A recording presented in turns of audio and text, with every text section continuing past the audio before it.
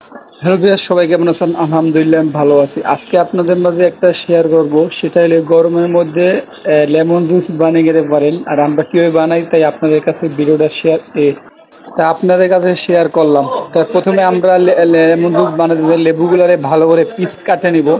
যেহেতু আমি পিসগুলো ভালো করে করতে আছি কাটে, সম্পূর্ণ ভিডিওটা দেখতে থাকবেন। দেখলে অবশ্যই এভাবে বানিয়ে খেতে পারবেন।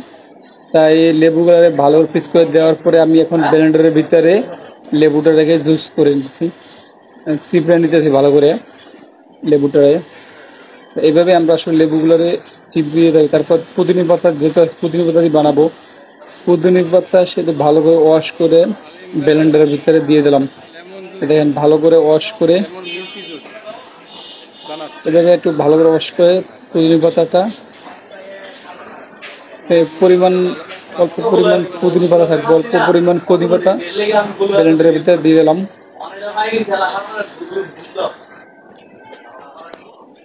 দেওয়ার পরে তারপর আমি চিনি দেবো, 4-5 চিনি। আমাদের যতটুকু প্রয়োজন হয় অতটুকু, আমার যতটুকু প্রয়োজন হয় তাই দিতে আসছি চিনি। এখন চিনিগুলো দিতে আসি। দেখেন চিনি দেওয়া হয়ে গেলে তারপর আমি এখন বিট লবণ দেবো। যেহেতু বিট লবণ দেবো, ঠান্ডা আইস পানি, যেটা ঠান্ডা পানি বা আইস থাকে যদি আপনারা এটা দিতে পারেন। তাই আমি এখন আইস দিয়ে দিলাম। আসলে এই জিনিসটা অনেক খেতে ভালো লাগে। তারপর এখন আমি ব্লেন্ডার ইউজ করতেছি।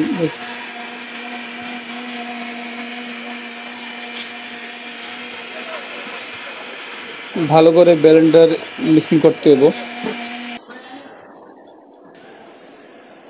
ভালো ব্লেন্ডার মিক্সিং হয়ে যাওয়ার পর জুসটা গরম হয়ে গেছে, উপরে ফেনাটা ফালাই দিয়ে এখন আমার ওয়ান টাইম, যেহেতু আমি ভরতে আছি, সেই ওয়ান টাইমে ভালো করে গ্লাসগুলোকে আমি ভরতে আছি। তা আপনি এইভাবে বানিয়ে খেতে পারেন এই গরমের জন্য লেমন মিন্টি জুস পুদিনা পাতা দিয়ে। আসলে এটা অনেক টেস্ট। তারপর ফ্রিজে রাখবেন, আসলে খেতে ভারী মজা।